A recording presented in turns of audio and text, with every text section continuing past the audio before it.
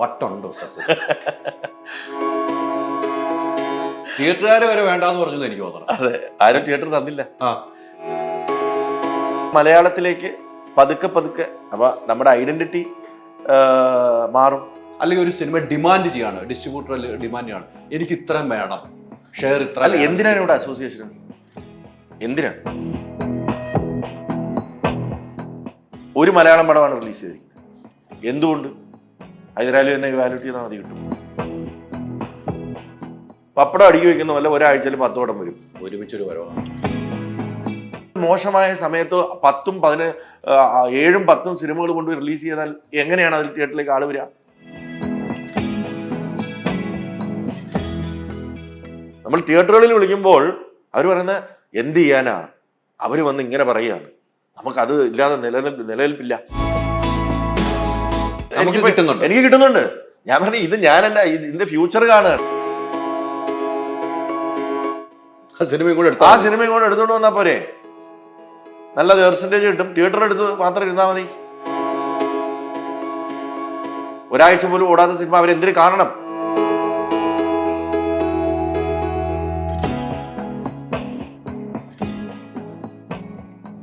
നമസ്കാരം.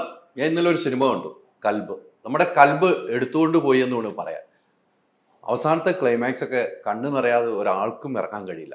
പക്ഷെ അതിൻ്റെ പ്രൊഡ്യൂസറായ വിജയ് ബാബു ഉണ്ട്. എനിക്ക് വിജയ് ബാബുവിന് വട്ട് എന്ന് ഞാൻ പറയേണ്ടി വരും. കാരണം നേരത്തെ എത്രയോ പുതിയ ആളുകളെ വെച്ചു, അങ്കമാലി ഡയറീസ്, പിന്നെ പട്ടിയെ വെച്ചു, വീണ്ടും 30 പുതിയ ആർട്ടിസ്റ്റുകളും വെച്ചു. വട്ടുണ്ടോ സത്യം? വട്ടല്ല, നമുക്ക് ഇഷ്ടമുള്ള സിനിമകൾ ചെയ്യുക എന്നുള്ളത് തന്നെയാണ് അന്നും ഇന്നും എന്നും ചെയ്തുകൊണ്ടിരുന്നത്. അങ്ങനെയാണ്. ഇപ്പൊ ആട് 1ന്റെ സെക്കൻഡ് പാർട്ട് ഇറക്കുമ്പം ഇതേ ചോദ്യം ചോദിച്ചാൽ എനിക്ക് ചോദിച്ചാ ഒന്നും ഇല്ലാത്ത സെക്കൻഡ് ഇറക്കുന്നു, തിയേറ്ററുകാരെ വരെ വേണ്ടാന്ന് പറഞ്ഞു എനിക്ക് തോന്നണം. അതെ, ആരും തിയേറ്റർ തന്നില്ല. അന്ന് ഒരു ക്രിസ്മസ് സമയത്താണ്. വട്ടാണോ എന്ന് ചോദിച്ചവരുണ്ട്. അപ്പൊ 5 സിനിമകളുടെ കൂടെ 5 വമ്പൻ സിനിമകൾ, മമ്മൂക്കയുടെ പടമുണ്ട് മാസ്റ്റർ പീസ്, പൃഥ്വിരാജിന്റെ വിമാനമുണ്ട്, വിനീത് ശ്രീനിവാസന്റെ ആന, അലറലോട് അലറൽ, മായാനദി ഉണ്ട്, ആഷികബുണ്ട്. അപ്പം അന്ന് നമുക്ക് 5ാം സ്ഥാനമേ ഉള്ളൂ സിനിമയ്ക്ക്. അതായത് ഇത് തിയേറ്റർ ഇല്ല. ആലപ്പുഴ എന്ന് പറയുന്ന മേജർ സെന്ററിൽ നമുക്ക് തിയേറ്റർ ഇല്ല. അപ്പൊ അന്ന് ഇതേ ചോദ്യം തിയേറ്ററുകാർ ചോദിച്ചു, ഇയാൾക്ക് വട്ടാണോ ഈ ഒരു പരാജയ ചിത്രത്തിന്റെ 2ാം ഭാഗം ലോക സിനിമയിൽ കേട്ടിട്ടുള്ളത് സാധനം നോക്കാം. പക്ഷേ പടം ഇറങ്ങി 3ാം ദിവസം നമുക്കും കൂടെ തരുമോന്ന് ചോദിച്ച് വരികയും ഈ 83 തിയേറ്റർ 175 തിയേറ്റർ ആവുകയും ചെയ്തിട്ടുണ്ട്. അങ്ങനെയുണ്ട്. ഇതേപോലെ അങ്കമാലി ഡയറീസ് ചെയ്യുമ്പോൾ അന്ന് ലിജോയുടെ കുറച്ച് മോശം സമയമാണ്. കാരണം ഡബിൾ ബാരൽ ഭയങ്കര ഹൈപ്പോട് കൂടി ഇറങ്ങുകയും അത് തിയേറ്ററിക്കലി വർക്കാവാതിരിക്കുകയും പിന്നെ 2 വർഷത്തോളം ലിജോ സിനിമ ചെയ്തിട്ടില്ല. അതിനുശേഷമാണ്. അപ്പം തിയേറ്ററുകൾ ഭയങ്കര ബുദ്ധിമുട്ടായിരുന്നു. അന്ന് പരീക്ഷാ സമയത്താണ് നമ്മൾ കൊണ്ടിറക്കുന്നത്, മാർച്ച് 3-ാം തീയതി. അന്നും മെക്സിക്കന ഭാരത എന്ന് പറഞ്ഞ അത്യാവശ്യം ഹൈപ്പുള്ള ഒരു സിനിമയുണ്ട്. ഫസ്റ്റ് ചോയ്സ് ഒബ്വിയസ്ലി അതാണ്. അത് ആർട്ടിസ്റ്റ് വാല്യൂ ഉള്ള സിനിമയാണ് അങ്കമാലി. അത് നന്നായിട്ട് ഇനിഷ്യൽ കളക്ട് ചെയ്തു. പിന്നെ 2 കൊണ്ട് ഓടി. അത് കഴിഞ്ഞ് നമ്മൾ ഒരു വമ്പൻ ഹിറ്റിലേക്ക് പോവുകയും ചെയ്തു. അപ്പം അങ്ങനെ നല്ല സിനിമകൾ ചെയ്യുക എന്നുള്ളതാണ്. മങ്കിപ്പൻ ചെയ്തപ്പോഴും അന്ന് മങ്കിപ്പൻ എന്നുള്ളൊരു പേര് ആരും ഇതെന്താണ് ഇത് കുട്ടികളിയോ എന്ന് ചോദിച്ചവരുണ്ട്.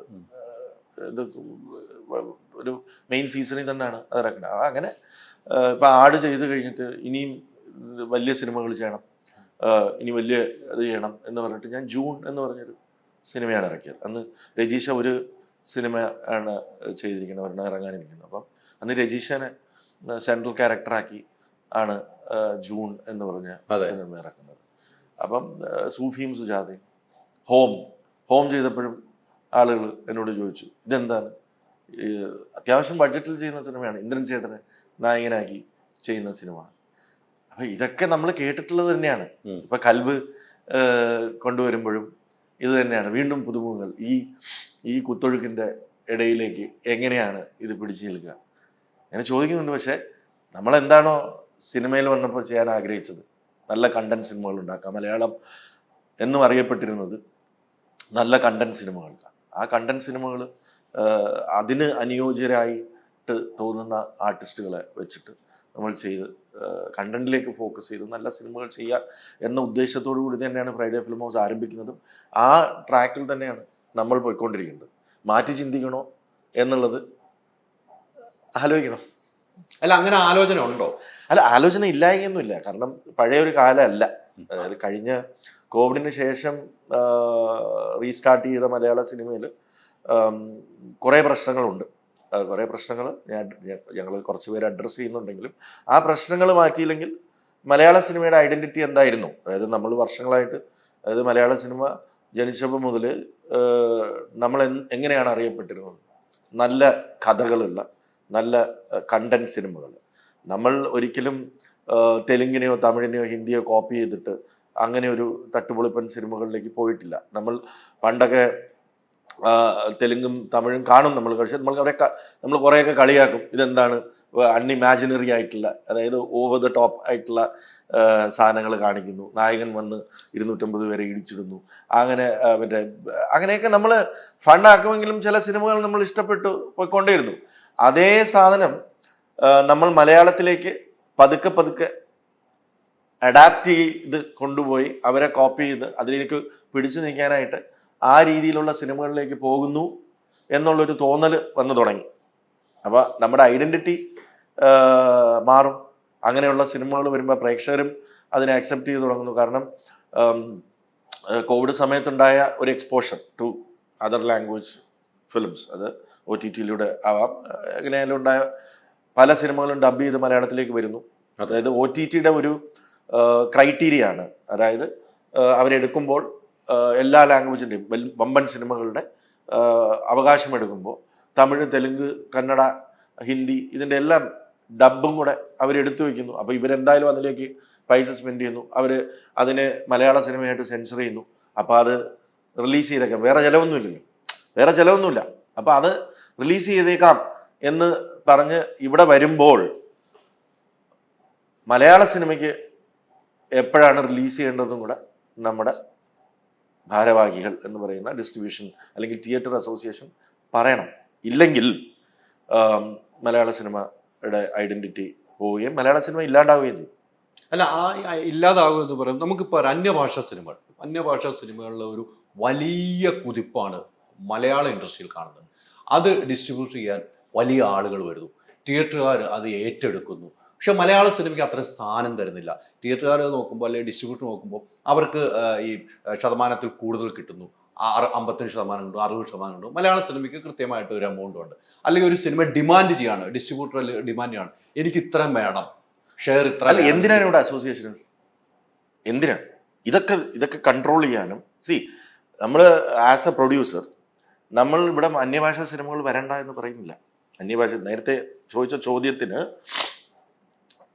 വമ്പൻ ഡിസ്ട്രിബ്യൂഷൻ കമ്പനികൾ വമ്പൻ സിനിമകളുമായിട്ട് വരുന്നു. അപ്പോൾ അവർക്ക് അവരുടെ ഓഫീസുകൾ അവിടെ ആയിരിക്കും.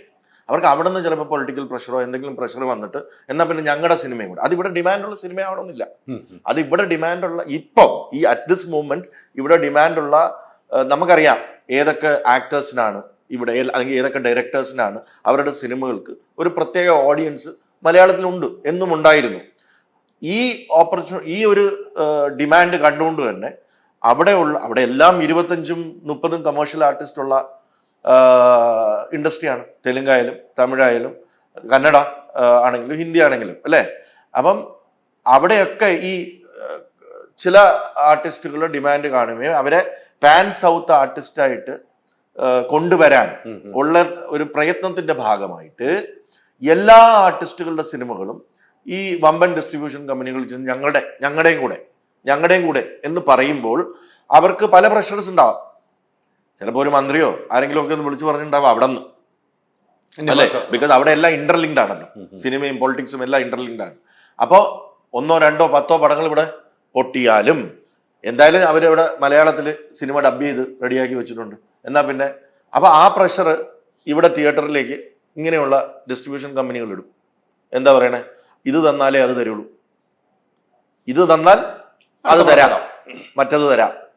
അങ്ങനെ വരുമ്പോ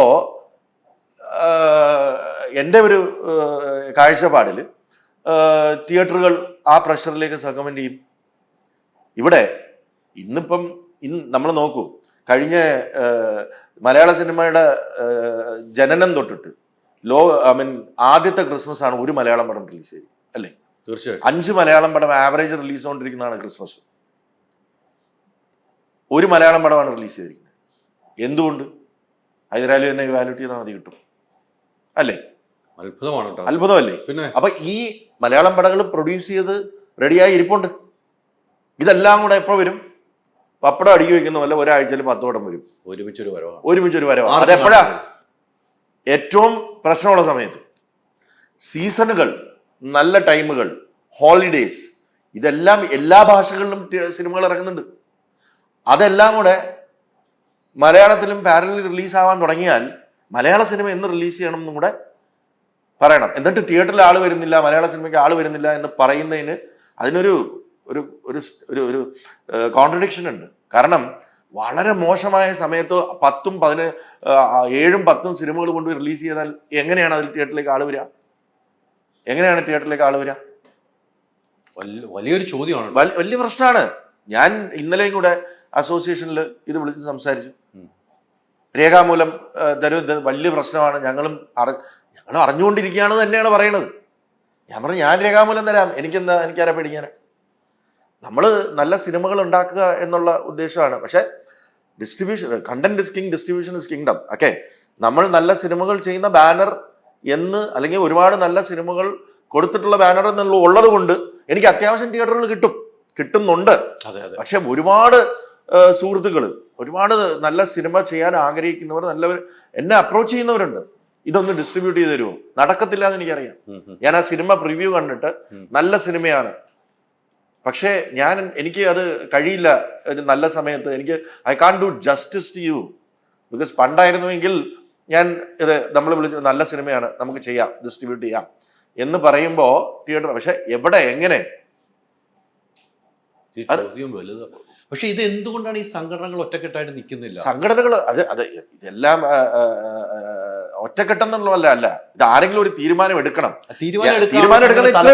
നമ്മൾ പറയുന്നത്, ഞാൻ പറയുന്നത്, എൻ്റെ ഒരു അഭിപ്രായത്തിൽ സിനിമകൾ വരണ്ട എന്നൊന്നും ആരും പറയുന്നില്ല. പക്ഷേ ഇവിടെ എന്നും മാർക്കറ്റ്, അല്ലെങ്കിൽ ലാസ്റ്റ് കളക്ഷൻ ഓക്കെ, ഒരു വിജയുടെ പടം, അല്ലെങ്കിൽ അജിത്തിന്റെ പടം, അല്ലെങ്കിൽ രജനി സാറിന്റെ പടം ഇത്ര കളക്ഷൻ ഉള്ളതാണ്, അപ്പോൾ അതിന് ഇങ്ങനെ ഒരു റിലീസ് ഇതാണ്. അല്ലാതെ ഒരു പടം, അല്ലെങ്കിൽ വേറൊരു ആക്ടറിന്റെ ഒരു പടം ഒരു ലാസ്റ്റ് കളക്ഷൻ നോക്കിയിട്ട് അതിന് അനുപാതികമായിട്ടുള്ള ഒരു നമ്പർ ഓഫ് തിയേറ്റേഴ്സിലേക്ക് ഒരു 50 തിയേറ്റർ നമുക്ക് റെസ്ട്രിക്റ്റ് ചെയ്യാം. ആ 50 തിയേറ്ററിൽ ഒരു സിനിമയ്ക്ക് കളക്ഷൻ വന്നാൽ അങ്ങനെ എന്തെങ്കിലും അതിനൊരു ഫോർമുല വേണം. മലയാള സിനിമയെ കാട്ടിൽ കൂടുതൽ തിയേറ്ററിൽ ഒരു മാർക്കറ്റും ഇല്ലാത്ത ഒരു ആർട്ടിസ്റ്റിന്റെ, അന്യഭാഷ ആർട്ടിസ്റ്റിന്റെ സിനിമയ്ക്ക് കൊടുക്കുന്നുണ്ടെങ്കിൽ ആ സിനിമയുടെ കളക്ഷനുമായിട്ട് ബന്ധപ്പെട്ടിട്ടുള്ള അത് പ്രഷറിൽ വീണതുകൊണ്ട്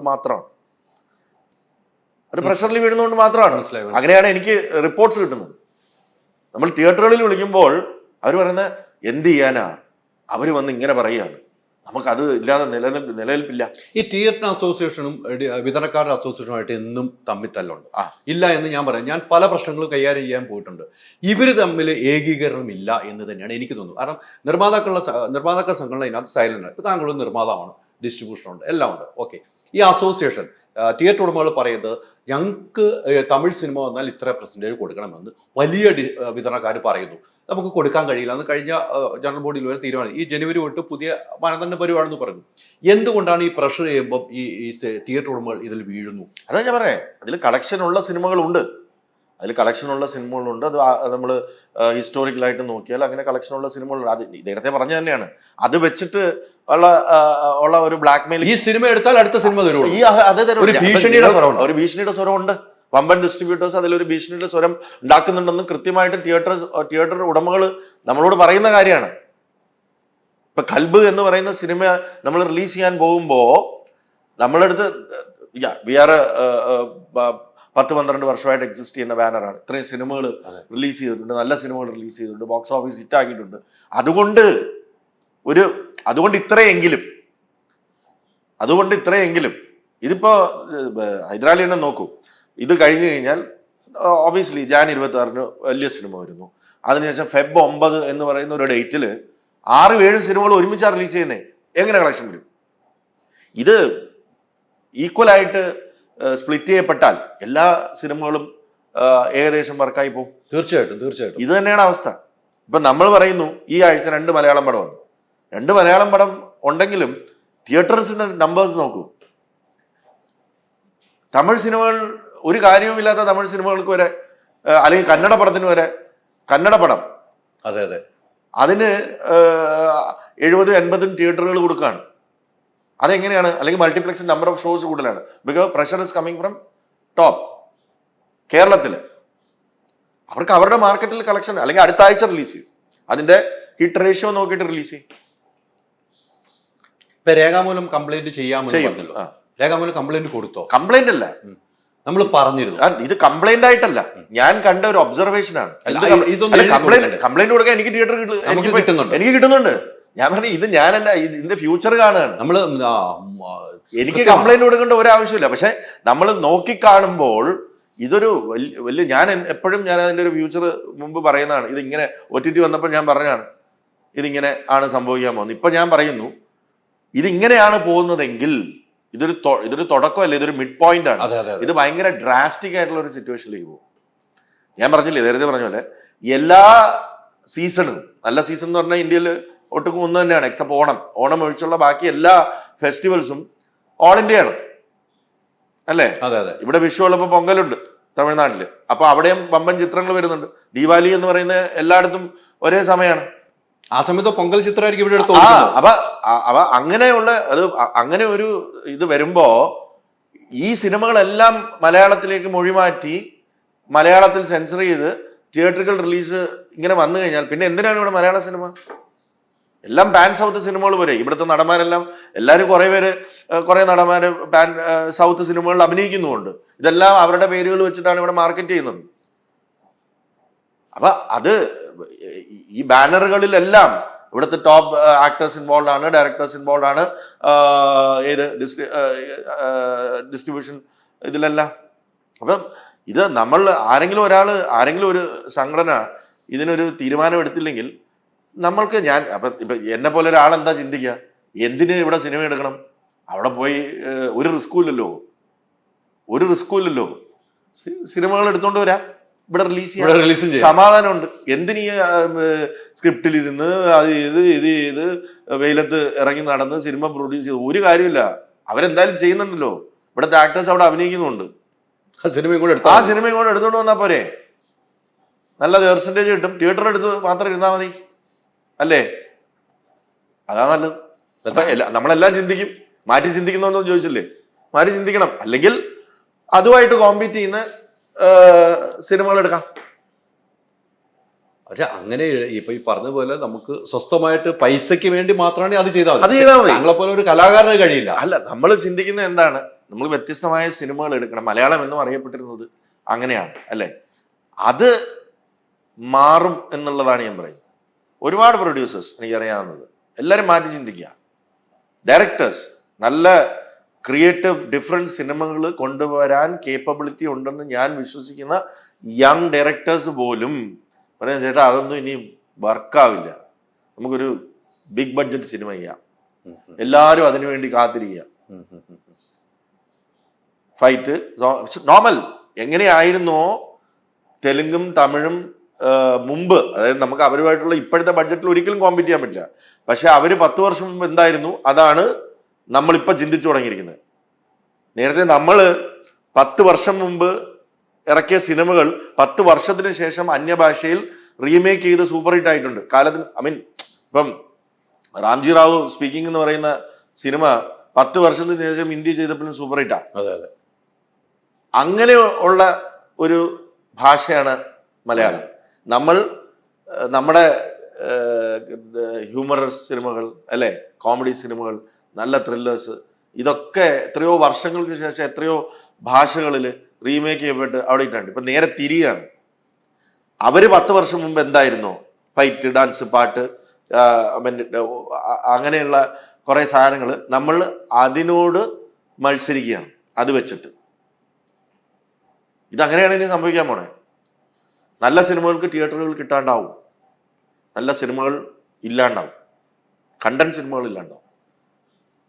ഇപ്പം നമുക്കും 15ഓളം കമേഴ്ഷ്യൽ ആർട്ടിസ്റ്റ് ഉണ്ട് അല്ലേ? ഒരു കൊച്ചു സ്റ്റേറ്റ് ആണ്, എന്നാലും ഏറ്റവും കൂടുതൽ സിനിമകൾ ഇറങ്ങുന്ന സ്റ്റേറ്റ് ആണ്. 15ഓളം കമേഴ്ഷ്യൽ ആർട്ടിസ്റ്റ് ഉള്ള സ്റ്റേറ്റ് ആണ്. ഈ 15 പേരും ഈ ട്രാക്കിലേക്ക് ചിന്തിക്കാൻ തുടങ്ങിയാൽ ഇൻറ്റു 3 സിനിമ ആവറേജ് ചെയ്യുന്നുണ്ടോ, അല്ലെങ്കിൽ 4 സിനിമ ആവറേജ് ചെയ്യുന്നവരുണ്ട് അല്ലേ? പിന്നെ നമുക്ക് ഡയറക്ടേഴ്സ് ഉണ്ട്, വലിയ ടോപ്പ് ഡയറക്ടേഴ്സ് ഉണ്ട്. അവരും ഇതേപോലെ ചിന്തിക്കാൻ തുടങ്ങി. ഒരു 60 പടം, വലിയ പടങ്ങൾ ഒരു വർഷം വന്ന വേറെ എവിടെ സ്പേസ് ഇരിക്കുന്നു? ഒരു 60 പടം അവിടെ നിന്നും വരില്ലേ? മൊത്തത്തില് 60 70 ഒക്കെ വരും. അത് 100 ആവും ചിലപ്പോൾ. അപ്പൊ നമ്പർ കറക്റ്റാ. അല്ല, ഇവിടെ പറയുമ്പോൾ മറ്റൊരു കാര്യം വിജയ് ബാബു, 2023 185 സിനിമകൾ ഇറങ്ങി. 23-ലോ 225 ഹിറ്റ് അടിച്ച കളക്ഷൻ കിട്ടിയ 4 സിനിമ. അതെ, എന്തുകൊണ്ടാണത്? മലയാള സിനിമ ഇറങ്ങുമ്പോൾ എത്ര എണ്ണം വെച്ചാൽ ഒരുമിച്ച് ഇറങ്ങുന്നതെന്ന് ആലോചിച്ച് നോക്കൂ. എത്ര എണ്ണം വെച്ചാൽ ഒരുമിച്ച് ചുമ്മാ പേരിന് ഇറക്കി വിടുകയാണ്. അതിൽ നല്ലതും ഒക്കെ മോശമായതുകൊണ്ട് നല്ലതൊക്കെ തിരിച്ചറിയാൻ കഴിയുന്നില്ല. കാരണം ഇതൊന്നും റൈറ്റ്സും വിൽക്കാൻ പോണില്ല, ഇതൊന്നും വെളിച്ചം കാണില്ല. എത്രയോ നല്ല സിനിമകൾ ബോക്സ് ഓഫീസിലും 1 2 ഒക്കെ, അതായത് മൾട്ടിപ്ലക്സിലൊക്കെ ഒരു ഷോ ഒക്കെ വന്ന് പോയ നല്ല സിനിമകളുണ്ട്. അതൊന്നും ഈ കാരണം ബിക്കോസ് ബോക്സ് ഓഫീസിൽ പൂർണ്ണ പരാജയമായി എന്നുള്ളത് കൊണ്ട് തന്നെ ഒരു OTT ചാനൽ കാണാൻ പോലും കൂട്ടാക്കില്ല. കാരണം അവർക്ക് സമയമില്ല. എത്ര 225 സിനിമകൾ അവർ പറയും ബോക്സ് ഓഫീസിൽ നോക്കുമ്പോൾ ഒന്നും ആയിട്ടില്ല. നല്ല എന്ന് പറഞ്ഞാൽ അവർ 2-2.5 മണിക്കൂർ ചെലവാക്കേണ്ട ഇത് കാണാനായിട്ട്. ഒരാഴ്ച പോലും ഓടാത്ത സിനിമ അവരെന്തിനു കാണണം? അപ്പൊ അത് ടോട്ടലി വാഷ് ഔട്ട് ആയി പോവുകയാണ്. എന്നാൽ നേരെ തിരിച്ച് അത്യാവശ്യം ഒരു രീതിയിൽ അതിനെ റിലീസ് ചെയ്യപ്പെട്ടു ഒരു എബോവ് ആവറേജ് പോയാൽ OTT ചാനലോ സാറ്റലൈറ്റ് ചാനലോ അത് കാണാനെങ്കിലും കൂട്ടാക്കും. കൊള്ളാം എന്ന് വെച്ചിട്ട് കണ്ടന്റ് കൊള്ളാം, നമുക്ക് ഇട്ടു പോകാം എന്ന് പറഞ്ഞൊക്കെ മനസ്സിലായി. ഇപ്പൊ അതൊന്നും ഇനി നടക്കാൻ പോണില്ല. ഇപ്പൊ പറഞ്ഞാൽ 225 സിനിമകൾ ഇറങ്ങി, 4 സിനിമകൾ കളക്ഷൻ കിട്ടി, 10 സിനിമകളും 13 സിനിമകൾ ഹിറ്റ് അടിച്ചിട്ടുണ്ട്. കളക്ഷന്റെ കാര്യം ഹിറ്റ് അടിച്ചിട്ടുണ്ട്. അവിടെ തിയേറ്റർ ഉടമകൾ പറഞ്ഞ ഒരു മീറ്റിംഗിൽ പറഞ്ഞ കാര്യം, സിനിമകൾ ഇങ്ങനെ ഇറക്കാൻ ഞങ്ങൾ സമ്മതിക്കില്ല, കണ്ടന്റ് ഉള്ള സിനിമകൾ, ഞങ്ങൾക്ക് ഏത് സിനിമ ഓടുമെന്ന് ഞങ്ങൾക്കറിയാം. എങ്ങനെ അവർ വിലയിരുത്തുക? എനിക്ക് മനസ്സിലായി. അതൊരു വിചിത്രമായി എനിക്ക് തോന്നി. എന്താ പിന്നെ അവര് സ്ക്രിപ്റ്റ് വായിച്ചിട്ട് ഇത് ചെയ്യാൻ പറയാം, അതല്ലേ നല്ലത്? ഇനിയിപ്പോ അങ്ങനെ ചെയ്യാം. നമുക്ക് തിയേറ്റർ അസോസിയേഷൻ സ്ക്രിപ്റ്റ് കൊടുക്കാം, ഇത് കണ്ടന്റ് സിനിമയാണെന്ന് പറയട്ടെ, നമുക്ക് പ്രൊഡ്യൂസ് ചെയ്യാം. അല്ലേ? എങ്ങനെ അവർ തിരിച്ചറിയും? അല്ല, അതാ പറഞ്ഞേ. അങ്ങനെയാണെങ്കിൽ അങ്ങനെ എന്നാ ശരി, ഏതാണെന്ന് അവര് തിരിച്ച് പറയട്ടെ, ഞാൻ കൊടുക്കാം. കുറച്ച് പേര് നമ്മളെല്ലാവരും സ്ക്രിപ്റ്റ് കൊടുക്കാം, സാർ ഇത് ചെയ്യട്ടെ, കണ്ടന്റ് സിനിമയാണെന്ന് തോന്നുന്നുണ്ടോ? നിങ്ങൾ എല്ലാവരും അവരോട് ജോലി ചെയ്യുകയല്ലേ വേണ്ടത്? ഇത് എനിക്ക് ആ വാർത്താ സമ്മേളനത്തിൽ ഞാൻ ചോദിച്ചു, അത് എങ്ങനെ നിങ്ങൾ തിരിച്ചു? ഞങ്ങൾക്കറിയാം, ഞങ്ങൾ ഇത്ര നാൾ തിയേറ്റർ ആണെന്ന് ഞങ്ങൾക്കറിയാം ഏത് സിനിമ ഓടുമെന്ന്. ജീവിതത്തിൽ പറയാൻ പറ്റും ഏത് സിനിമ ഓടും എന്നുള്ളത്. അല്ല, കുറച്ചൊക്കെ സിനിമ കാണുന്നവർക്ക്, നമ്മൾ അതിനെ ഇത് നമ്മൾ ഒബ്സർവ് ചെയ്യുന്നവർക്ക് ഇനി എന്തായിരിക്കും ജനങ്ങൾക്ക് ഇഷ്ടപ്പെടുക എന്നുള്ളത് അസസ് ചെയ്യാനുള്ള കഴിവുണ്ടാവാം. ചില തിയേറ്ററുകാർക്ക് നല്ല ക്രിയേറ്റീവ് സെൻസ് ഉള്ളവരുണ്ട്, നല്ല ക്രിയേറ്റീവ് സെൻസ് ഉണ്ട്, വർഷങ്ങളായിട്ട് സിനിമ. അപ്പൊ അതെല്ലാ ഇതിലും ഉണ്ട്. എന്ന് വെച്ചാൽ നമുക്ക് ആർക്കും പ്രഡിക്റ്റ് ചെയ്യാൻ പറ്റില്ല. നമ്മളെല്ലാരും ചെയ്യുന്നത് അത് തന്നെയാണ്. ഇപ്പൊ നമ്മള് ഓടാത്തൊരു സിനിമ എടുക്കാനാണോ നോക്കുന്നത്? ഓരോ സിനിമ ചെയ്യുമ്പോഴും അത് വർക്കാവാൻ സാധ്യതയുണ്ട്. അതിലെന്ത് അങ്ങനെ അത് എല്ലാ കാര്യങ്ങളും അതിന് വേണ്ടതെല്ലാം കൊടുത്ത് അതിനെ ഏറ്റവും നല്ല രീതിയിൽ ചെയ്യണം എന്ന് ആഗ്രഹിച്ച് തന്നെയാണ് ചെയ്യുന്നത്. എല്ലാവരും അത് തന്നെ. ഏതെങ്കിലും ഒരു ഡയറക്ടർ ഈ സിനിമ ഞാൻ ചുമ്മാ പേരിന് ചെയ്യാണ്, അല്ലെങ്കിൽ ഒരു 10 ലക്ഷം രൂപ ശമ്പളത്തിന് വേണ്ടി ചെയ്യാന്ന് പറഞ്ഞ് ചെയ്യുന്നവരാണ്. എല്ലാതും നന്നാക്കണമെന്ന് വിചാരിച്ചു തന്നെയാണ്. എല്ലാ പ്രൊഡ്യൂസേഴ്സും അങ്ങനെ തന്നെയാണ്. വെറുതെയാണോ കൊണ്ടുപോയി 5-6 കോടി രൂപ മുടക്കുന്നത്? ആ സിനിമ നന്നാവാൻ വേണ്ടി തന്നെയാണ്. ആക്ടേഴ്സ് അഭിനയിക്കുന്നത് സിനിമ മോശം എല്ലാവരും. പക്ഷെ ചില ഫാക്ടേഴ്സ് കൊണ്ട് അങ്ങനെ പോവാം, ഇങ്ങനെ പോവാം. എന്നാൽ ഞാൻ പറഞ്ഞു വരുന്നത് ഇതൊന്നുമല്ല. അതിൽ നല്ല സിനിമകൾ ഉണ്ടാവുന്നുണ്ട്. അതിന് ഇനി അങ്ങോട്ട് ഡിസ്ട്രിബ്യൂഷൻ കിട്ടുന്നില്ല അതിന് ഒന്നിനും. ഇനി അങ്ങോട്ട് ഇതിലും മോശമാവും. അതിന്റെ കാരണം ഇത് തന്നെയാണ്. The influence of pan Indian, pan south സിനിമകൾ. എല്ലാ പാൻ ഇന്ത്യൻ, പാൻ സൗത്ത് സിനിമകളും മലയാളത്തിലേക്ക് ഡബ് ചെയ്യപ്പെടുന്നുണ്ട്. കാരണം OTTക്ക് അത് മാൻഡേറ്ററി ആണ്. ഇത് ഡബിങ് കോസ്റ്റും ഡബിങ് എഫർട്ടും അവരെടുക്കുമ്പോൾ അവർ മലയാളത്തിലേക്ക് അത് റിലീസ് വമ്പൻ ബാനറിലൂടെ ചെയ്യും. ബിക്കോസ് അതൊരു എക്സ്ട്രാ റവന്യൂ ആണ്. അവരെ സംബന്ധിച്ചോളം ആ റവന്യൂ അവർക്ക് അത് പ്രസക്തമേ അല്ല. അവരുടെ ഓവറോൾ പ്ലാനിൽ അതൊരു അഡീഷണൽ ഇൻകം മാത്രമാണ്, പ്രസക്തമേ അല്ല. മനസ്സിലായി. എന്നാ ഒന്ന് ട്രൈ ചെയ്തേക്കാം എന്ന് പറഞ്ഞു കൊടുക്കുന്നത്. നമ്മളിവിടെ റെഡ് കാർപ്പറ്റ് വെൽക്കം ചെയ്തുകൊണ്ട് വരികയാണ് വമ്പൻ ഡിസ്ട്രിബ്യൂഷൻ ബാനറുകൾ. എന്നിട്ട് അത് ടെക്നിക്കലി അവരുമായിട്ടൊരു ഇക്വേഷൻ, ആ ഒരു ബാനറും അല്ലെങ്കിൽ അവിടുത്തെ ബാനറും അവിടുത്തെ ആൾക്കാരുമായിട്ടുള്ള ഒരു ഇക്വേഷൻ ബിൽഡിംഗ് എക്സസൈസ് മാത്രമാണിത്. നേരത്തെ പറഞ്ഞില്ലേ, ഇവിടെ ഓടുന്ന സിനിമകൾ, ഇവിടെ മാർക്കറ്റുള്ള ആർട്ടിസ്റ്റുകളുടെ സിനിമകൾ വരട്ടെ, വന്നോട്ടെ, അതിനൊക്കെ ഇവിടെ ഫാൻസ് അസോസിയേഷൻ ഉണ്ട്. അതൊക്കെ നമ്മൾ കുഞ്ഞായിരിക്കുമ്പോൾ തൊട്ട് കണ്ടു വളർന്ന അതൊക്കെ ഓക്കെ. പുതിയ സിനിമകളും വന്നോട്ടെ, വമ്പൻ സിനിമകൾ വന്നോട്ടെ, ഇപ്പൊ PS1 പോലുള്ള വരട്ടെ, അതൊന്നും പ്രശ്നമല്ല. പക്ഷെ എല്ലാ സിനിമകളും വരണം, അത് ഇങ്ങനെ തന്നെ റിലീസ് ചെയ്യണം എന്ന് വാശി പിടിക്കുന്ന ഡിസ്ട്രിബ്യൂഷൻ കമ്പനികളോട് എനിക്ക് എതിർപ്പാണ്. അതിനൊരു ക്യാപ്പ് വെക്കണം. 50 തിയേറ്റേഴ്സ് കേരളത്തിൽ മൾട്ടിപ്ലക്സിൽ 2 ഷോ, അത് ഓടുന്നെങ്കിൽ ഓടിക്കോട്ടെ, മറ്റു സിനിമയ്ക്കും കൊടുക്കുക. അപ്പം മലയാള സിനിമയ്ക്ക് സ്പേസ് കിട്ടും. ഇത് എല്ലാ സിനിമ അത് അവര് ഈ ഡിസ്ട്രിബ്യൂഷൻ കമ്പനീസിന്റെ ഉദ്ദേശം എന്താണെന്ന് മനസ്സിലാവണില്ല, ആരെ പ്രീതിപ്പെടുത്താനാണെന്ന് മനസ്സിലാവണില്ല. ഇത് മലയാള സിനിമയ്ക്ക് ഇത് ഡിസാസ്റ്ററാണ്. ഞാൻ അനുഭവിച്ചുകൊണ്ടിരിക്കുന്നത്. കൽബ് എന്ന് പറയുന്ന സിനിമ നമ്മൾ അത്യാവശ്യം നല്ല രീതിയിൽ, ന്യൂ കമേഴ്സ് ഒക്കെയാണ്, ശരിയൊക്കെ തന്നെയാണ്, എല്ലാം ശരി തന്നെയാണ്. ഹൈദരാലി സിനിമ കണ്ടാണ്, തീർച്ചയായിട്ടും no stones unturned, it's a well made film എന്ന് ഞാൻ വിശ്വസിക്കുന്നു. ബാക്കി ഓഡിയൻസ് ആണ് തീരുമാനിക്കുന്നത്. It's a well made film. ഈ വെൽ മെയ്ഡ് ഫിലിം എന്ന് പറയുന്നതിന് നമുക്ക്, ഞാൻ പറഞ്ഞില്ലേ, ഞാൻ ഇപ്പം കഴിഞ്ഞ 2-3 ദിവസമായിട്ട് അടിയും പിടിയൊക്കെ ഉണ്ടാക്കി നമുക്ക് വേണ്ട തിയേറ്ററിൽ കിട്ടിയിട്ടുണ്ട്. പക്ഷെ ഇത് നമുക്കൊരു ലിമിറ്റ് ഉണ്ട്. ഇനി നമ്മളെന്താ വിചാരിക്കുക, എന്തിന്, ഇതിന്റെ ആവശ്യം എന്ത്? നമുക്ക് ഒഴുക്കിന്റെ കൂടെ അങ്ങ് പോയി ഒരു മിക്സ് എടുക്കാം. ഒരു 1-2 മാസ് ഹീറോ സെൻട്രിക് ആയിട്ടുള്ള സിനിമകൾ ഒരു വർഷം ചെയ്യാം, ഒരെണ്ണം ചെയ്താലും മതി. ബാക്കി സമയത്ത് അവിടെ പോയി എല്ലാവരുമായിട്ടും നമുക്കും ബന്ധമുണ്ട്, എല്ലാവരുമായിട്ടും ബന്ധമുണ്ട്. ഒരു 1-2 അല്ല, നമുക്ക് പോയിട്ട് മലയാളം ഡബിങ് എടുത്ത് ഇവിടെ കൊണ്ടിടാം. ഇതിന്റെ ഒരു പ്രഷറില്ല, പ്രൊഡക്ഷൻ പ്രഷറില്ല, വെയിലത്ത് നിൽക്കണ്ട, കഥ നോക്കണ്ട, എല്ലാവരും ചെയ്തോളും. വിൽക്കണ്ട, പ്രീ റിലീസ് സെയിൽസ് വേണ്ട, ഈസി ആയിട്ട് 25% നമുക്ക് കിട്ടും ഹാപ്പി ആയിട്ട്. അപ്പം വർഷം 5-6 പടങ്ങൾ നമുക്ക് കൊണ്ടുവന്ന് റിലീസ് ചെയ്യാം. ധാരാളം ഒരു അടിപൊളി ഇടിയും പാട്ടും ഒക്കെ ഉള്ള ഒരു മസാല ബോക്സ് ഓഫീസിൽ ഓടുന്ന അല്ല തിയേറ്ററുകാർക്ക് ആവശ്യമുള്ള ഒരു ഹൈപ്പുള്ള ഒരു സിനിമ എടുത്ത് കൊണ്ടുവരാം. ഇനിഷ്യലി കിട്ടും. അല്ല, പ്രേക്ഷകരും അങ്ങനെ തിരിഞ്ഞിട്ടില്ലേ? നമ്മൾ പ്രേക്ഷകർക്ക് ഇത് പ്രേക്ഷകർക്ക് തിരിയുന്നത് തന്നെ നമുക്ക്, ഞാൻ പറഞ്ഞില്ലേ, content is king, distribution is kingdom എന്ന് പറയുമ്പോൾ അവിടെ കിട്ടുന്നതല്ലേ പോയി കാണാൻ പറ്റൂ. അത്രേ ഉള്ളൂ. ഇപ്പം ക്രിസ്മസിന് ഹൈദരാലി എത്ര പടം കാണും? 2 പടം 3 പടം എന്തായാലും കാണും, ഇല്ലേ? നേര് കണ്ടു. ഇനി നേരായ ലാലേട്ടൻ പടം, ജിത്തു ജോസഫിന്റെ ഫിലിം, നമ്മൾ കാണും. ഫസ്റ്റ് ഡേ തന്നെ കാണും, സെക്കൻഡ് ഡേ കാണും, തേർഡ് ഡേ അല്ലെങ്കിൽ ഫോർത്ത് ഡേ നമ്മൾ കാണും. അല്ലെങ്കിൽ ടിക്കറ്റ് കിട്ടാത്തവര് വെയിറ്റ് ചെയ്യും. നമുക്ക് വേറൊരു ഓപ്ഷൻ എന്താ? അങ്ങനെയാണല്ലോ ഈ 5 സിനിമകൾ ക്രിസ്മസിന് ട്രഡീഷണലി 4-5 സിനിമകൾ ഇറങ്ങിക്കൊണ്ടിരുന്നത്. ബിക്കോസ് മൾട്ടിപ്പിൾ വ്യൂയിങ് ഉള്ള സമയമാണ്. ആ മൾട്ടിപ്പിൾ വ്യൂവിന് ഇപ്രാവശ്യം മലയാള സിനിമയിൽ ഓപ്ഷൻ എന്തായിരുന്നു? ഒരു ഓപ്ഷൻ ഇല്ല. 10 ദിവസം. അതാണ് ഞാൻ പറഞ്ഞു വരുന്നത്. ഓപ്ഷൻ ഉണ്ടെങ്കിൽ കാണും. ഇത് നല്ല സമയങ്ങളിൽ, നല്ല ആളുകൾക്ക് ഫെസ്റ്റിവൽ സമയങ്ങൾ, അവധിയുള്ള സമയങ്ങൾ, മഴയില്ലാത്ത സമയങ്ങൾ, നോമ്പുകാലമല്ലാത്ത സമയം, അല്ലെങ്കിൽ നമുക്കൊരു സീസൺ ഉണ്ടല്ലേ കേരളത്തിന്. മഴയുള്ള, ഭയങ്കര കൊടും മഴയുള്ള സമയമുണ്ട്, സ്കൂള് സമയം, ഓപ്പണിംഗ് സമയമുണ്ട്, നോമ്പ് കാലമുണ്ട്. അങ്ങനെയുള്ള ചില സമയങ്ങളിൽ നമുക്ക് ആളുകൾ തിയേറ്ററിൽ കുറവാണ് പോകുന്നത്. മറ്റുള്ള സമയങ്ങൾ എന്ന് പറയുന്നതാണ് നമ്മൾ സീസൺ എന്ന് പറയുന്നത്. ഈ സീസണിൽ വരുന്നത് മൊത്തം ഇപ്പം അന്യഭാഷാ സിനിമകളും ബോളിവുഡ്, ഹോളിവുഡ്, തെലുങ്ക്, തമിഴ് ഇതെല്ലാം വരികയാണ്. ഇംഗ്ലീഷ് സിനിമകൾ പോലും മലയാളത്തിൽ ഡബ് ചെയ്ത് വരികയാണ്.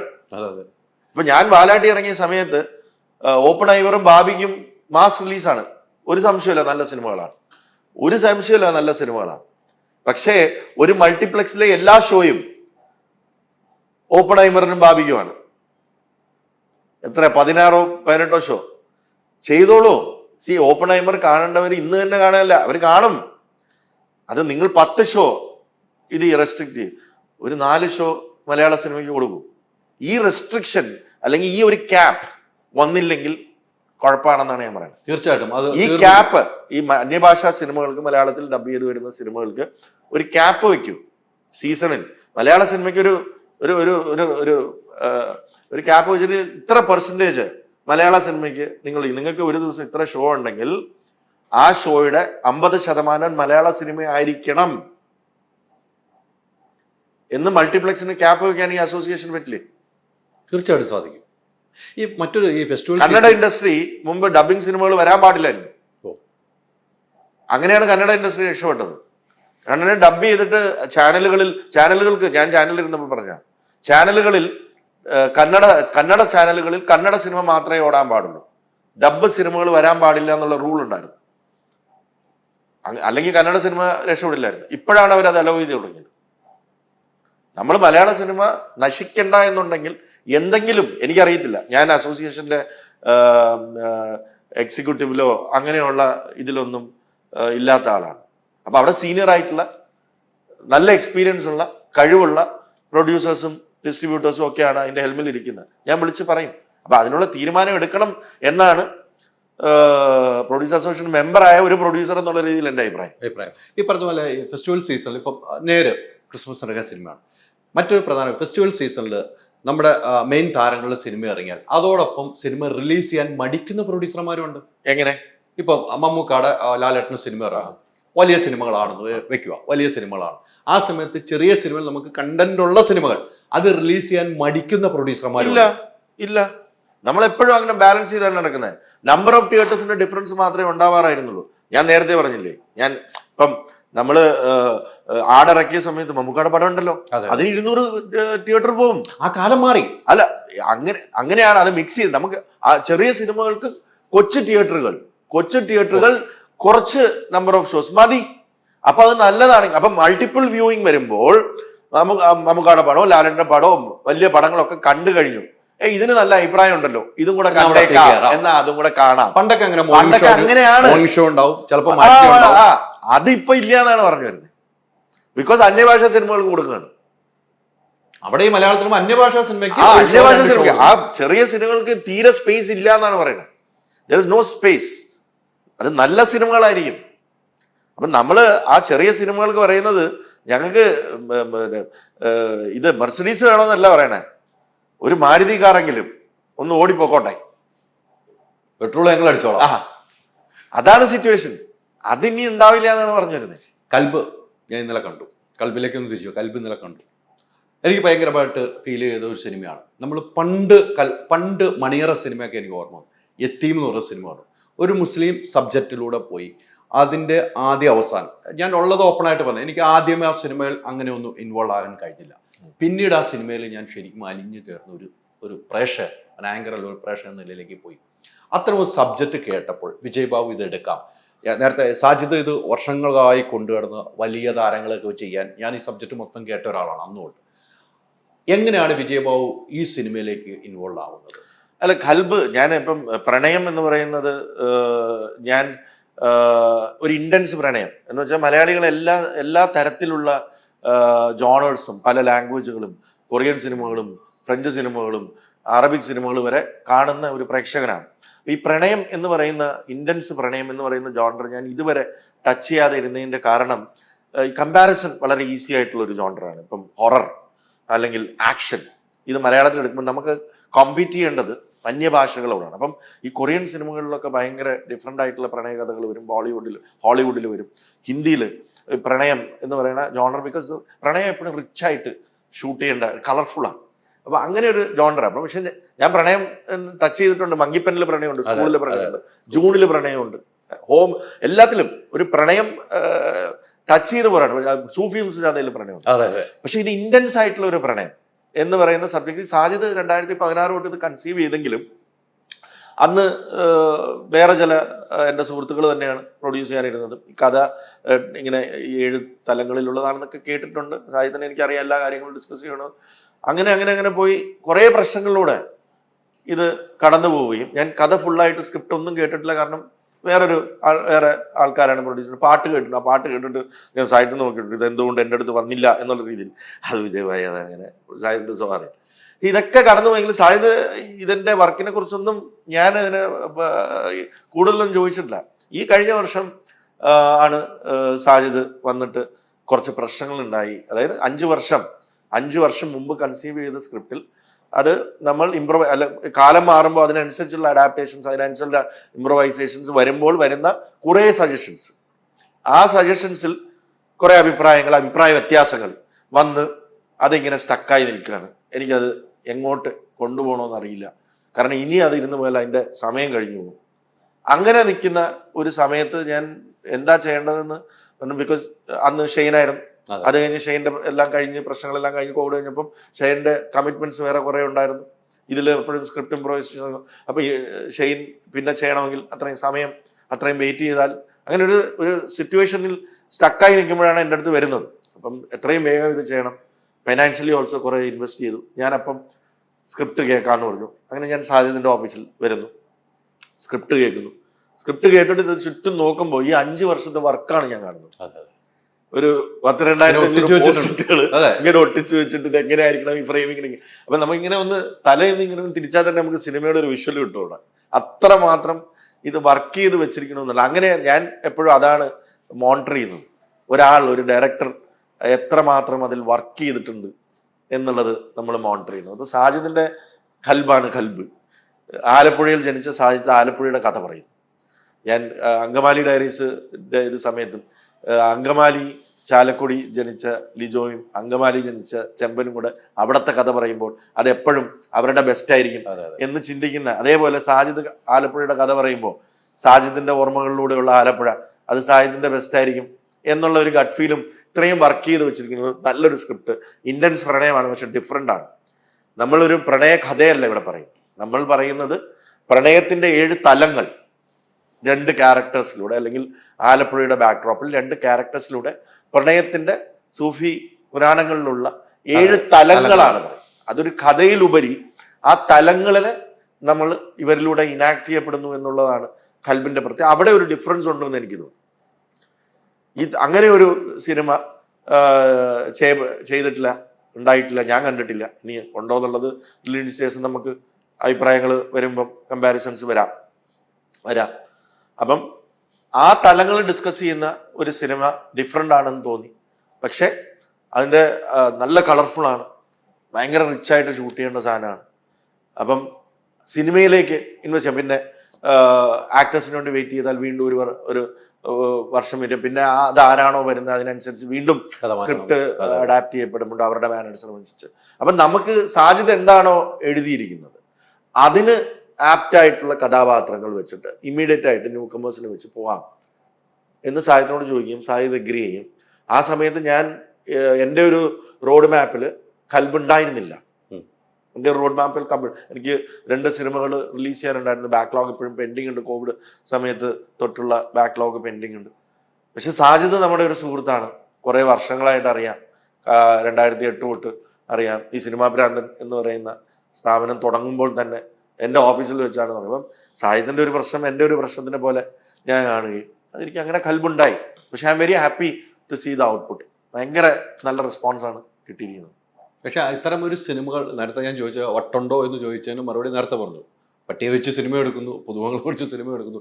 ഇന്നലെ പ്രിവ്യൂ ഷോയ്ക്ക് മുമ്പ് ഒരു അനൗൺസ് ചെയ്തു, പുതുമുഖങ്ങളെ വെച്ച് സിനിമ എടുത്തു. അപ്പം ഞാൻ വിളിച്ചു കൊണ്ടു, പട്ടിയെ വെച്ച് സിനിമ എടുത്തവർക്ക് പുതുമുഖങ്ങളെടുത്ത് സിനിമ എടുക്കാൻ എന്ത് മടിയെന്ന് ഞാൻ ചോദിക്കുന്നത്. അത് ഞാൻ ഇവിടെ ചോദിക്കുകയാണ്. അതൊന്നും ഒരു വിഷയമല്ല. താങ്കൾക്ക് സ്ക്രിപ്റ്റ് ഇഷ്ടപ്പെട്ടാൽ അത് ചെയ്യും അല്ലേ? അത് ആരാണെങ്കിലും അതിന് മാറ്റമില്ല. അല്ല, അതിന് നമ്മളെപ്പോഴും ഒരു പ്ലാൻ ബി ഉണ്ടാക്കും. ഇതെങ്ങനെയാണ് സെല്ല് ചെയ്യപ്പെടേണ്ടത്, ഇതെങ്ങനെയാണ് നമ്മൾ 4 കാലം വീഴണം, അടുത്ത സിനിമ ചെയ്യാൻ ഞാൻ ഉണ്ടാവണം, ഇതൊക്കെ ചെയ്യും. അത് കുറച്ച് നാൾ മുമ്പ് എളുപ്പമായിരുന്നു, ഇപ്പൊ അത്ര എളുപ്പമല്ല. അതുകൊണ്ട് ഒന്ന് സൂക്ഷിച്ചു പോകുന്നതാണ് നല്ലതെന്ന് ഞാൻ സ്വയം എന്നോട് പറയാറുണ്ട് പറയാറുണ്ടല്ലോ പറയാറുണ്ടല്ലോ സ്വയം എന്നോട് പറയാറുണ്ട്. ലിജോ ഇതിനകത്ത് ഈ സിനിമ കണ്ടിരുന്നു അല്ലെ? ആ. ലിജോ കണ്ടിരുന്നു, കുറെ എഡിറ്റിംഗ് ടേബിളിലൊക്കെ ഇരുന്ന് കണ്ടിട്ട് പുള്ളി കുറെ കാര്യങ്ങളൊക്കെ പറഞ്ഞു. ഈ സിനിമയിൽ ഇത് വേണം, അല്ലെങ്കിൽ അത് വെട്ടിക്കുറയ്ക്കണം എന്നൊക്കെ പറഞ്ഞു. അദ്ദേഹം പറഞ്ഞ കാര്യങ്ങളെല്ലാം അദ്ദേഹം അല്ല, ലാസ്റ്റ് മിനിറ്റ് ആണ്. ലിജോ നല്ല തിരക്കായിരുന്നു എന്നാണ് അറിയാലോ. വലിയ ലിജോയുടെ ഏറ്റവും വലിയ സിനിമകളിൽ ഇറങ്ങുന്നത്. അപ്പൊ അതിന്റെ ഇടയ്ക്കൂടെ സാജിദും ലിജോയും ഞങ്ങളും ഒക്കെ ആയിട്ടുള്ള ഇക്വേഷൻ ഉള്ളതുകൊണ്ട് ലാസ്റ്റ് മിനിറ്റ് ആണ് ലിജോയെ കാണിച്ചത്. എല്ലാം എടുക്കാൻ പറ്റിയെന്നല്ല, ബിക്കോസ് ഫുള്ള് പൊളിക്കണം. എന്നാലും ലിജോ പറഞ്ഞ ചില വളരെ നല്ല suggestions, and he knows is A craftsman. അപ്പം അത് വന്നപ്പോൾ തന്നെ ഞാൻ ആദ്യം കണ്ട ഒരു വേർഷനിൽ നിന്നും ടോട്ടലി ഡിഫറെൻ്റ് ആയിട്ടുള്ള ഒരു വേർഷൻ കിട്ടി. ഇന്നലെ തിയേറ്ററിൽ കാണുമ്പോൾ ലിജോ പറഞ്ഞ ചേഞ്ചസ് വെച്ചിട്ട് ഞാനും ഇന്നലെയാണ് തിയേറ്ററിൽ കണ്ടത്. ഭയങ്കര ഡിഫറൻസ് ഫീൽ ചെയ്തു. അത് ജനങ്ങൾക്കും ഇഷ്ടപ്പെടും എന്ന് വിശ്വസിക്കുന്നു. അല്ല, ഇത്രയും തിരക്കിനിടയ്ക്ക് ഇന്നലെ ബ്ലെസ്സിസാർ സിനിമ ആണ്. അതെ അതെ.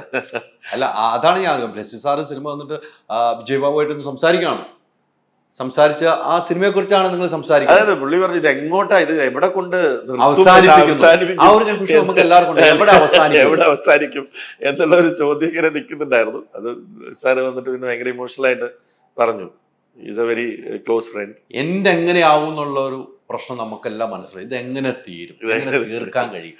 പക്ഷെ അത് മാന്യമായിട്ട് തീർത്തു. കൽബ്, നമ്മുടെയൊക്കെ കൽബ് പറിച്ചെടുത്തോണ്ടാണ് കൽബ് പോയെന്ന കാര്യത്തിൽ സംശയമില്ല. വിജയബാബു ഇത്തരം സിനിമകൾ ഇനിയും ചെയ്യണം. ഈ പറഞ്ഞ ഡിമാൻഡുകൾ, ഈ പറഞ്ഞ പോയിന്റുകൾ വലിയ പ്രസക്തമായ കുറെ കാര്യങ്ങളാണ് എൻ്റെ ഇന്റർവ്യൂവിൽ നിങ്ങൾ പറഞ്ഞിരിക്കുന്നതെന്നാണ് എനിക്ക് തോന്നുന്നത്. നിങ്ങളോടാണ് ഞാൻ ഓപ്പൺ ആയിട്ട് പറയുന്നത്. നിങ്ങൾ വെച്ച് അലയിക്കൊള്ളുമല്ലോ, ബാക്കി അതിനൊരു സൊല്യൂഷൻ കൊണ്ടുവരുമല്ലോ. അല്ല, അത് തീർച്ചയായിട്ടും ഉണ്ടാവും. ഇനി ഇത് വെയിറ്റ് ചെയ്യാനുള്ള, ഇത് എത്രയും പെട്ടെന്ന് എഡിറ്റ് ചെയ്ത് അങ്ങ് അടിക്കുക എന്നുള്ളതാണ് എനിക്ക്. ഇത് കഴിഞ്ഞിട്ട് ഇതിന്റെ ഉത്തരവാദിത്തപ്പെട്ടവരോട് പോയി ചോദിക്കും. അതിന്റെ ഫോളോ അപ്പ് ഞാൻ ചെയ്തോളൂ, അറിയാലോ. അത് തന്നെയാണ് നിങ്ങളോട് ഫോളോ അപ്പ് നമ്മൾ ചെയ്തിട്ട്. അടുത്ത പ്രൊജക്ടുകൾ, അടുത്തത് നമ്മുടെ അർദ്ധരാത്രിയിലെ കൊട. ഇപ്പം ഇതിന്റെ ഓസ്ലർ ഞങ്ങൾ എല്ലാവരും കൂടെ ഞങ്ങളുടെ ഒരു കൂട്ടായ്മ ചെയ്ത ഒരു കൊച്ചു സിനിമയാണ് അർദ്ധരാത്രിയിലെ കുട.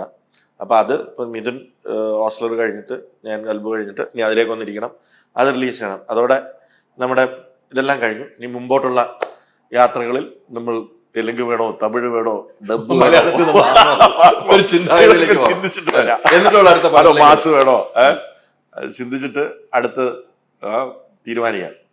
തീർച്ചയായിട്ടും എവിടെയും പോകണ്ട, മലയാള സിനിമകൾ. അല്ല, മലയാളം തന്നെ ഏത് ടൈപ്പ് ചെയ്യണമെന്ന്, അല്ല മറ്റതും കൊണ്ടുവരണം. ഇതിപ്പോ എങ്ങനെയാണ് നടക്കാൻ പോകുന്നെങ്കിൽ അതൊക്കെ തന്നെ നമുക്ക് ചെയ്യാൻ പറ്റുള്ളൂ. അപ്പൊ ഒത്തിരി സന്തോഷം. കൽബ് സൂപ്പർ ഹിറ്റ് ആകട്ടെ. താങ്കളെ പോലെയുള്ള ഒരു പ്രൊഡ്യൂസർ ആയതുകൊണ്ട് തിയേറ്റർ കിട്ടി എന്നുള്ള ഓർക്കുമ്പോൾ നമുക്ക് സന്തോഷമുണ്ട്. വേറെ വല്ലവരും എടുത്തെങ്കിൽ തിയേറ്റർ പോലും കിട്ടാതെ ഇവര് കരഞ്ഞു നടക്കുന്നത് നമുക്ക് കാണാമായിരുന്നു. ഒരു ബാനറാണ് എപ്പോഴും ഫ്രണ്ടിൽ നിൽക്കുന്നത് എന്ന കാര്യത്തിൽ ഒത്തിരി സന്തോഷം. Thank you.